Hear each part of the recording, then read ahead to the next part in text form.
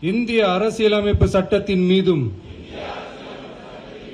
இறையாண்மை மீதும் நம்பிக்கை வைத்து அனைவருடன் ஒற்றுமை, சகோதரத்துவம், மத நல்லிணக்கம், சமத்துவம் ஆகியவற்றை பேணிக் காக்கின்ற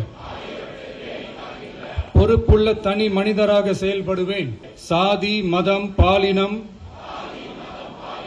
பிறந்த இடம் ஆகியவற்றில் பெயரில் உள்ள வேற்றுமைகளை களைந்து மக்களிடையே விழிப்புணர்வை ஏற்படுத்தி அனைவருக்கும் சம வாய்ப்பு, சம உரிமை கிடைக்க பாடுபடுவேன். பிறப்புக்கும் எல்லா உயிர்க்கும் என்ற சமத்துவ கொள்கையை கடைபிடிப்பேன் என்று உளமாற உறுதி கூறுகின்றேன்.